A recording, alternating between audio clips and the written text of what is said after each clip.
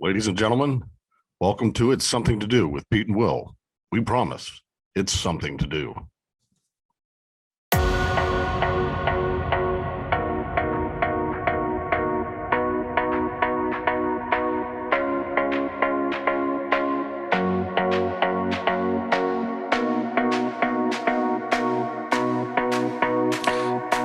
Ladies and gentlemen, welcome back to It's Something to Do with Pete and Will. Let's be honest. You probably weren't here the first time. It's fine. Welcome back. we promise it's something to do. This is probably your first and only time here. It's fine. It's fine. We're not worried about it. My hair looks too. No one gives a flying fuck. Let's go. Get into it. You can't say fuck in the first 10 minutes. Sure you can. What's going on? I was just telling you before we started rolling. I have only been sleeping for 5 hours a night, but not a consecutive 5 hours. And 5 hours that's like 10:30, 10:45 to like 1. Yeah. And then last night it was 4:30 to 7. Well, I also wanted to. That's how this is going. We need to also say, please like and subscribe. That's the only way this is going to go anywhere, which it's having a hard time. I watched yachting videos and podcasts that are crushing us. A yachting podcast? Yeah, well, they just walk to a yacht. Because those are about something. I watch I'm looking for a new car right now. We got to lease a new car. And I've been watching car videos that have got thousands of views. People really give a shit about the Volkswagen Tiguan or whatever the fuck. Right. But no, not this, because this isn't about anything. But we knew that going in. It's about something. It's about, we should have called it something to do. We should have called it nothing to do. We're going to do the best we can. For when you've got, I'll be honest, I'm working at about, sorry, I just almost nodded off there. 4% capacity right now. Right. Yeah, I get that. This is how it is. We're but I was remiss when we had the last episode. McKenna did all the heavy lifting and she gave birth and all that stuff, and I just wanted to congratulate her as well and make sure that she knew that she was very congratulated and loved and so congratulated. Do you have any pizza? We did eat the night that we got it. We ate 2 of them. Perfect. Because you said 6, and so now I could only fit 4 in the freezer. It's like, right, I guess we're eating these. These are what we're eating. Oh, good. They're good. I like the Chicago deep dish is good. It's good. Like Lou Malnati's, we've been there. It's McKenna went to school at IU. Her friends are all they're all, not all of them. Obviously, she grew up in Santa Monica, but high school, early childhood friends are here, but all of her college friends wound up going to Chicago. So we went there, and the first time we went, they were like, "You've never had deep dish pizza?" And then I ate it, and I was like, "Listen, I'm from the East Coast. Like, this is how we do pizza. This is a fucking cake. This is a pizza cake. This isn't pizza. I don't know what you've done. I don't know what this is, but it's good. I like it." Somebody described it as a casserole. It's a pizza casserole. And I think that's an apt description. I don't know. Is that a thank you or? Oh, I did thank you. And they are quite good. They are quite good. Being facetious. But yeah, the deep, you eat a few slices of that and you're like, holy shit. I can't keep my eyes open now. It sounds like I'm virtue signaling. So what else? Like, how's the baby? What's the? Oh man, baby is hearing, everything's fine. Well, I mean, it seems like we have our hearing test next week, next Wednesday. But responding, everything. He responds to sound. He responds to white noise. He responds to all that stuff, and definitely he startles when you make a loud noise. So on some level, he's hearing. And we had our 2-week follow up with a pediatrician yesterday, who said that they're not actually testing for the ranges of sound. It's actually like they pump a signal in, and then whatever the membrane is that resonates sound that makes the signal go to the brain, that first layer of it, they're responding to the sound bouncing off of it, which I thought was really interesting, because it's not like, oh, you can hear this range. It's like you can hear, it's like it's functional. Like that, the thing is there and it's functioning the way that it should be. So they can't determine, you know, oh, this is what it sounds like, or these are the sounds he's responding to. It's just like, that membrane or whatever it is working. So he should be hearing fine. But it seems like he's hearing totally fine. All that aside, he is like, his sleeping is all over the fucking place. All over the place. We had a couple of good days where it was like, where he was like going to sleep at 8 o'clock at night and waking up at 1 or 1:30 or 2 o'clock one night. And then he would like sleep again until 5 or 5:30. What's your role in that? Oh, everything. I'm doing it. And my role is the role. I am feeding him with a bottle and then walking up and down the hallway. I have one hallway in my house, the hallway in my house until he falls asleep. It's like I'm walking like they say you're supposed to get 10,000 steps in a day. I'm walking 4,000 steps. Yeah. Up and down the length of my house, which that's what I did at work. I would just like rotate. We have a little California bungalow. It's like 1,000 square foot home. Yeah. And I'm just walking up and down the main hallway in the house. A fucking like for $1 million, 2 o'clock in the morning. Until 2:30, and then you lay him down and he realizes that he's not being held anymore. He's like, Mah! And then pick him up and walk him more. So that's my role. Well, you look really good. And I said I'm trying to be sweeter to you. It's the light. You don't have to be sweet to me. I know what this is. Dude, I know that if I relax for a second, this eye is going to just close.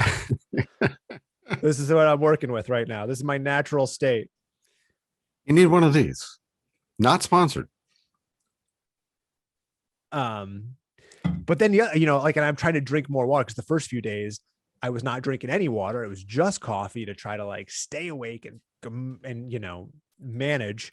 And then, you know, and then I don't feel good. And then I can't take a shit. So now I'm hydrating to try to get my body back to normal. Oh my God. How you doing? How you doing? Believe that you're going through all that. How am I doing? Fuck. I don't know. Hey, you're fine. You're fucking fine. It's fine. I got 2 kids. I went with them to the club for Memorial Day to go swimming, and so that was something. And then towards the end of it, I wasn't going to get in because I've gained a little dad bod weight. Mm-hmm. And then one of the other dad bods jumped in. And I was like, fuck it. I'm jumping in. Yeah. Fuck it. So I jumped in and played with the kids for a while. Nice. Stuff like that. Nice. What they like being like thrown. Can you do that? Or it's like a crowded pool? No, there's nobody there. Oh, it's not? Mm-mm. So do they like being thrown or? Yeah. They get on my shoulders and you do the out of the water. That's fun. I can't wait for that. It's a lot of fun. Yeah. And they are so excited to have, you know, dad in there with them, throwing them around or spinning them around and all that kind of stuff. Yeah. And I realized, my muscles didn't atrophy. I'm actually okay. Yeah, I can actually have 2 kids on my arms and spin them around the water. Nice. It was a good workout. Good. I know that's the, like that, you know, I was telling McKenna, I feel like the first 2 months of having a baby are kind of like what I would imagine being on Wipeout would be. You're on an obstacle and you're like, okay, I think I got the hang of this one. And then something comes out of nowhere and pops you in the face and you take a dive into the water. Yeah. But we shot that. Remember, like those people, we went out there into the, I remember. They shoot in the desert and they have these little, boxing gloves that come out of the wall and just punch you in the face. That's what I'm saying. That's what having a newborn baby feels like. Yeah. You are on a thing and you're like, okay, there's the obvious obstacle. I'm going to avoid that. And then something else pops you in the face and you're like, oh, it's whatever. It's like, as soon as you think you got the hang of this little thing, they change immediately overnight or even over the course of a day. And it's a whole new thing. And all of a sudden you're like, oh, I didn't know. Oh shit. And you're just like exhausted and I wouldn't say bloodied, but certainly you feel pretty fucking beat up by the end of the day. So yeah, I wanted to do that course. I mean, I wouldn't have made it very far. The guy we went with, yeah, came out with a bloody nose. Yeah, because they're punching you in the face. I mean, that's exactly what's happening. I remember his name was Michael Yo, lovely guy. He was our correspondent, and we went out, and he went out, and he was like cocky as shit because he's like, I used to play high school football in college. I think Miami, like the Hurricane, like like a legitimate football team. He played football. I don't know if I don't know if he started or whatever, but he was like, I'm an athlete. I got this, and he had done maybe Fear Factor or something. So he knew the executive producer, Matt Kunitz, who was like, you're going to be great. You're in like whatever. Just like commit. Cotton jogging pants and a t-shirt. Everybody else is in wetsuits. He's like, I don't need that shit. I'm not even going to touch the water. And the production team doesn't want you there. Fucked him up. Yeah. And they're like, we're going to go deep on this guy. He tried to quit halfway through. Yeah. When you get to the big balls and you gotta like jump on the balls. He tried to swim to the wrong side, and they came out and started yelling at him, no, you got to keep going. And the stage manager at the time, I don't know who this person was, sidled up next to me. He's like, this is a direct quote, so don't get mad at me. He's like, man, we got fat bitches from Michigan that can do this shit. I was like, I don't know that guy. I'm not with him. Yeah. I don't know who the stage manager was, but you're watching you're watching all manner of shape and size person go through this thing. Yeah. And they're obviously getting their asses kicked, but they're getting through. And our guy, and at the end, they told him, the reason you're not able to finish this is because of those pants that you're wearing, because you wouldn't wear a wetsuit. Because they're just weighing you down. Like it's an extra 10 pounds on your, those wet cotton pants of yours, those wet jogging pants are just adding weight to your body. So you're fucked. We knew you were fucked from the moment you got up there. And they were looking forward to it. Yes. So they probably turned on everything a little bit harsher than they probably would have for anybody else. He was bleeding from the nose. Oh my God. And I do remember being like, I want to do this. And the people that work there being like, people come out of there like sprained wrists, broken fingers and shit. Like there's a real, you sign your life away for that thing. Yeah. You're on the hook. Mm-hmm. We're watching the new one. It's on TBS and TNT. McKenna's, she works with those networks. So we're watching. Oh, good. It's fun. It's just fun to watch. It's fun to watch. You got if it's 10, not now, but before when it was we got, 25 minutes before we normally head to bed, let's just throw on Wipeout and watch people get fucked up for 20 minutes before we. I watched that for seasons. John Henson, we worked with on Talk Soup. Yeah. And he,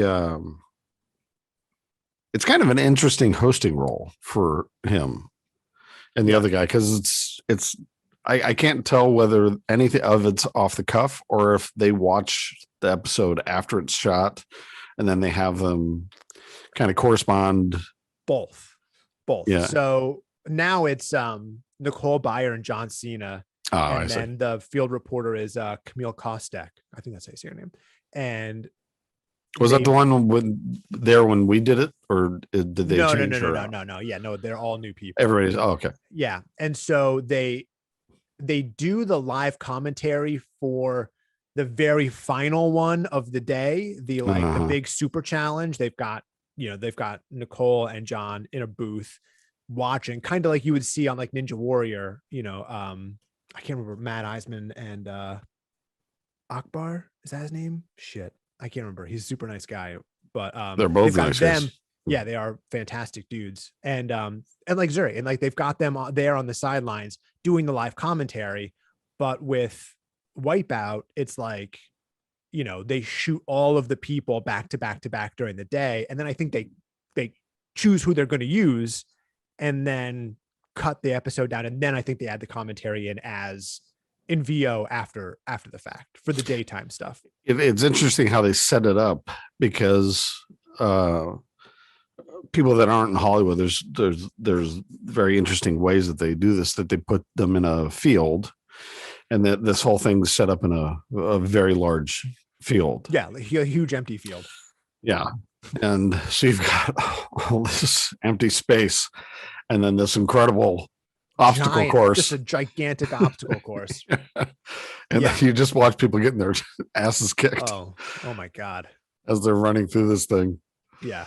It's so funny. And, you know, all of us, we've shot all this stuff, but what was like the craziest thing you've had to do? Like we mentioned Chippendales before and things like that, but you've had to go through. The craziest thing that I personally have done was probably a 0G flight. We talked about that. Yeah, that was probably the craziest thing. That was like the most rarefied. Well, what's the second one? The second one of let's see. I don't know. I mean, I had so many, like I got made up like a zombie by Greg Nicotero, the guy who created the zombies for The Walking Dead. The executive producer of The Walking Dead. Like when that show started to pop, I got that opportunity. And that was a week where it was such a wild week. I went to Vegas and went ziplining with Hannah. Now her name is Hannah Jeter. I can't remember what her name was before, but she was the insert on the Sports Illustrated swimsuit edition. It was like this cover was Kate Upton, and then in the upper corner was Hannah. And so she and I went ziplining down Fremont Street in Vegas, landed, went and did the high dive, like the jumped off the 30-meter platform, whatever it is, 10-meter platform at the Pasadena pool for splash. And then like the Thursday went and got made up like a zombie by Greg Nicotero. So that was probably that. Did you throw up? Was there any throwing up? No, not that time. I did jump off the high dive. You know, the 10-meter platform. I think it's 10. It's 30 feet in the air. 30 feet. You can see straight through to the bottom. And so you get a little bit of like, oh my God, this feels really fucking high up. Yeah. And so in one take, I do the thing and then jump off, and then Jerry's like, I want to get it from the ground. So I go through it again. And if you lean, like they want you to, you know, on splash, they were like doing tricks and not, you know, I'm not doing a fucking trick. I'm not going to land on my back. They just want you to like kind of pencil dive in. That's like the safest thing to do. Who are the stars on that? There was like Louis Anderson, Camille, not Camille, Kareem Abdul-Jabbar. Yep. I can't remember who else, but I leaned back. That was an interesting show. I sat back like a little bit, and I had bruises on the back of my thighs for like a week and a half. Yeah. Just a little bit, just from going, instead of like being like this, I was like this, from this to this, and I had giant bruises. People got fucked up on that show too. You could pop your inner ear like a snowboarder. Yeah. Because you're basically hitting, if you hit the water wrong, it's like hitting the ground. Right. And so this dude, it's like cliff diving, like in Virginia. Like, and he like did a flip or whatever, like a rodeo, and landed on his side and like kind of fucked himself up. Not to bring up more crazy shit that we did when we were kids, but in Virginia, they had this quarry, and the quarry had a 50-foot cliff. Yeah. And you just launch yourself off this thing. And we didn't know it was in the bottom of we just see if the guy that was willing to go first made it. If he came back up, it's probably all right. But that's no joke. That's a 5-story building. Yeah, that's really far. Really far. I've always thought about that with cliff diving. Crazy. It seems like you don't know what's down there. No, that was always my thing. The fall, okay, sure, could be scary, but the idea of like piercing that water and then hitting a rock and exploding my ankle, like that always seemed like I don't want that. I don't want that at all. Yeah, we didn't care. Again, it's amazing we're alive. Yeah. Oh or God. I'm alive. Actually, it's interesting. Like last week, you saying that you didn't get into any of this stuff. Anything, even college. Like you didn't do any pranks, crazy, and not necessarily pranks, but When I was in high school, we did one of those. We called it the chicken and stovetop, where we told we were like 16 or something like that, 15 or 16. Make it good. We told everybody's parents that we were going to the other one's house, and we went into New York for a show. I can't remember what the show was. It was like a whatever. I can't remember what it was, but we did that. That was probably that was sort of like the standard thing. Are you serious? Yeah, that doesn't feel that crazy. No, it's not. Oh my gosh. I don't know, man. Who am I doing this with? Maybe there are things that I'm just like, I don't know, whatever. You blocked them out. They're so bad that you. No, I mean, I don't know. Like, again, I don't know. I didn't like TP anybody's house. Because you're not milquetoast. No, but I don't know. We went to like parties and stuff, but that was I did go to a house party with a girl, and the cops came, and they like surrounded the house. And so I didn't do it. You had to run. Couldn't run because when you ran, the cops were in the fucking woods in the back of the house. Also, there was nowhere to go. It wasn't like you could run through the neighborhood. Again, you were like down a half-mile driveway. That's funny. You must have grown up in a town like I did. I grew up in a northern, Virginia, and then moved to Northern California. But the cops didn't have much to do. And so something would happen, and you've got the entire and they're all there. Team. Every one of them. They're all there. Yes. Yeah. You're like, I have a flat tire, man. Yeah. You're like, how did you I got it. What is this, like a SWAT operation? I don't understand. How did you get back there? This is a high school kids party. I didn't know any of these kids. Nobody's drunk. We're just changing the tire. No, in my scenario. I don't know. Well, they tried to change a tire drunk. Jesus Christ. Yeah. So I don't know. There may be things, but nothing that comes to mind as like, fun, really like extreme. Yeah. No, it was all like, I don't know. I don't know. Oh, maybe you are milquetoast. Staying up late and hanging out. I don't know. That's funny. I don't know. To transition, my sister came over the other night with her son, and that's always fun. But what was interesting was the first thing she said when she walked in was, "You've been double vaccinated," and somebody just told me that if you put a magnet on your arm where you're vaccinated, it'll stick. It'll stick on your arm. Did you believe that? I said, Mandy, that's the most ridiculous thing I've ever heard in my life. Let's get a magnet. Let's get a magnet. And jokingly, when I was in Williamsburg for my parents' 50th, this isn't political, but there was the most ridiculous Trump, Ivana, and Barron like fridge sticker. And I was like, gotta get that. Barron? Yeah. The kid? Just the one kid. The youngest kid? Yeah. So what about the brothers? No, they're not. They weren't there. They weren't available that day. For the sticker? Oh my God. No, that's for a fridge magnet. No, that's what I mean. For the fridge magnet? Oh my God. That's fucking funny. So I bought it as a joke, and it's in a drawer, and I put it on my arm, and of course it fell off.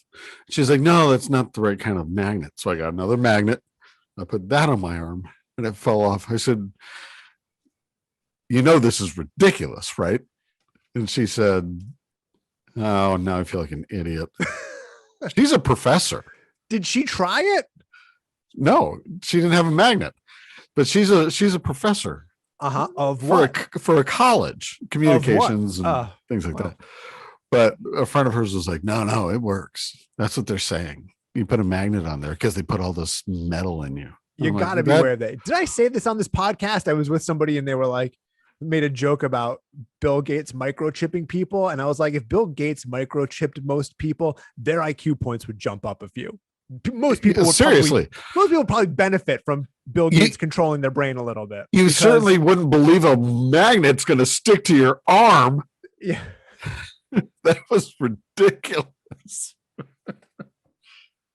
Like, I don't know where this stuff comes from, but I have no idea. It's just like the Wild West of the internet, right? Like people are saying whatever crazy thing, and then whatever crazy thing, it's like, it just sounds just plausible enough to some people to share it and pass it on. And before you know it, it's like, oh, this is a legitimate, what do you call it? Conspiracy theory. Well, yeah. But so I asked my sister if somebody had actually done that, the person that told her about it. And she's like, oh, I don't know. I didn't ask. I said, well, you're disseminating this information. You probably should ask if she had a magnet sticking to her arm. Yeah. And it's ridiculous. Yes. I thought they're inoculating you from something that could potentially make you very sick. Yes. Yeah. Plus, like, hello, you're worried about a fucking microchip. Got no problem carrying one of these around everywhere with you, though. Exactly. Something that's sending your goddamn GPS signal to a fucking satellite and then down to a communications company. No problem with this. You're just holding it on your head. This is all good. You're like, I don't want them to know where I am. Hello, they fucking know where you are. They know exactly what you're doing. Google knows exactly what you're looking up. Exactly. It seems like the idea of it being a microchip, like you're some sort of fucking puppy or something. We had a friend at work that went to the IT department, and because you'd use the VPN through the IT department, and he said, can you see what I'm looking up? They said, yeah, of course they can. And now we're going to go see what you're looking up. I said, why would you go ask people that? You put yourself on the radar. Like, that doesn't make any sense. Yeah. Like, no. At that point, your best case scenario is porn. That's what I'm saying. Like, that's your best case scenario. It's like you're looking up porn at work. It's like, well, not great, but we'll forgive you. Anything other than that, and you got a fucking problem. Well, but it's who would even think to do that unless you're guilty of something? It's like walking into the police station and be like, do you have any unsolved murders? No. You guys can't tell a metal detector couldn't tell where you buried a body, right? I'm just asking. Can I go on the ride along that you're going to now do? That's funny. I know people. Oh, I did a ride along once. That was crazy. Oh yeah. Yeah. In like your ne'er-do-well high school years, or like as an adult? No, as an adult. Oh, okay.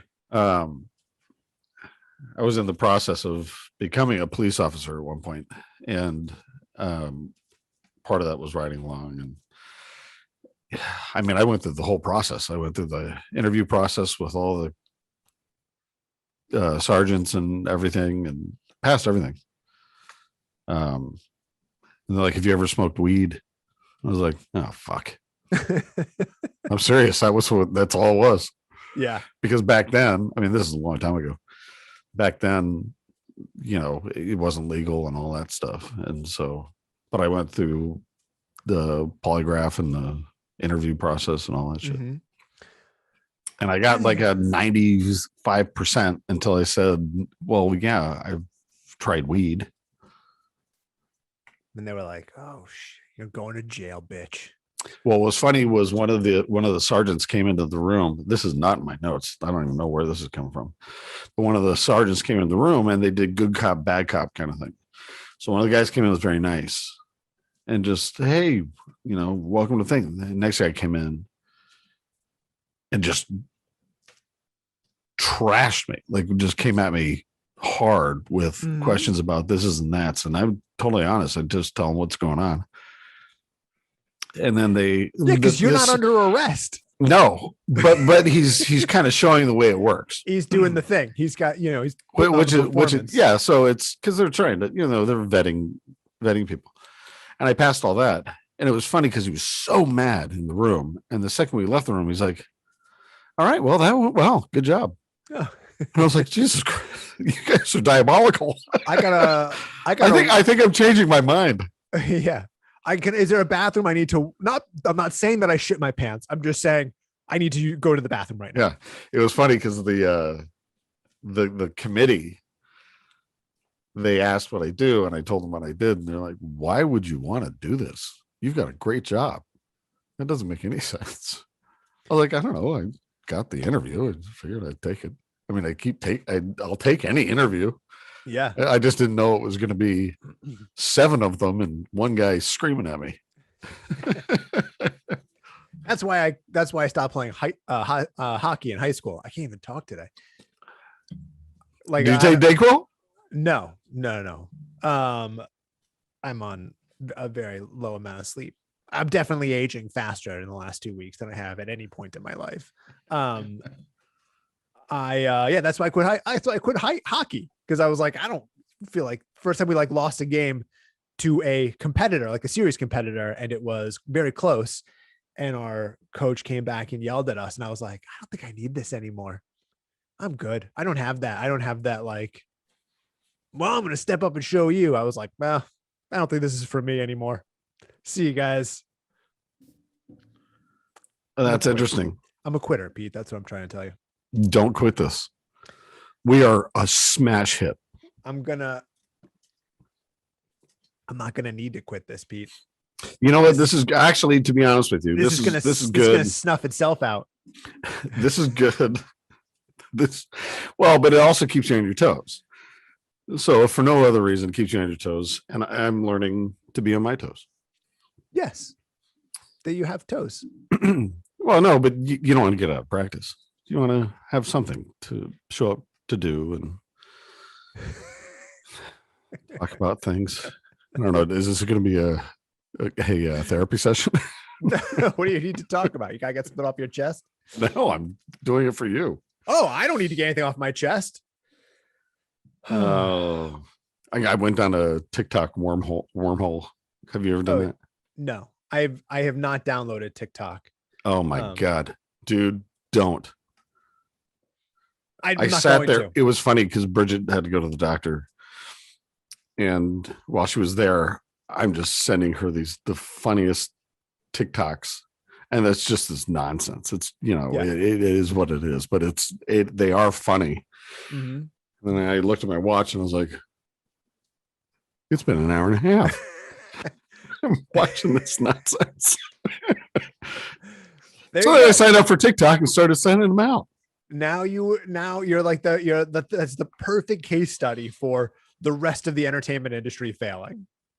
Well, yeah. Where you're just like, I don't know. First thing I knew, I was looking at a kid tripping down a flight of stairs, and then an hour and a half later, I was watching cooking videos, and I was really genuinely into it, or whatever. I didn't know I love puppies so much, or whatever the fuck it is. But yeah, and now that's it. And now people are just watching 30-second TikToks instead of whole TV shows and movies and leaving their house.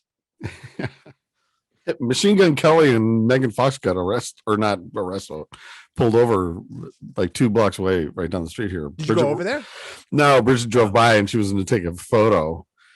And then somebody did do that and sent it to TMZ.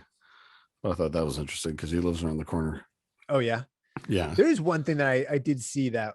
I don't even know who that is. Machine Gun Kelly? Yeah. I mean, I know the name and I certainly know who Megan Fox is. Sure. But she, I don't know. I don't know any music that Machine Gun Kelly makes. He's a rapper, isn't he? Sure. He's a country artist? I don't think so. But I don't know if it's like, is it hip hop? Is it? I have no clue. Well, I guess most, I don't know. I have no fucking idea. I was going to talk about kind of some of the behind the scenes, like Hollywood stuff that we dealt with. That is certainly from my point of view. Let's save it for next week because I got to jump. You got to jump?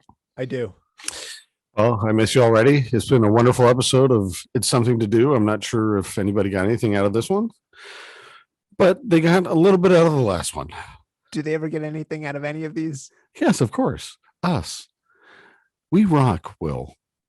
We rock. And you're beautiful. As in, you might as well be watching two literal rocks. Yes. Sitting behind microphones. Maybe it would be just as engaging. Maybe we'll see if a shorter episode is more popular than the longer ones. Can you guys look just at it this way? The benefit is there's less to ignore. Oh, what do we put all this energy into? Hey, I love you, and please tell McKenna congratulations. I was remiss that I didn't say that. I feel like it came across. It definitely came across. Okay, I just well, if not in the post, the podcast, then in the gesture, texts and or the gesture and also the phone call. So great, wonderful. Okay. But yeah, she's got to go to an appointment, and I'm on duty. I gotta step up. Right on. You're doing awesome. On duty. I'm always you're being an amazing father, and it's fun to catch up. All right, brother. All right, talk to you soon. Bye. Bye.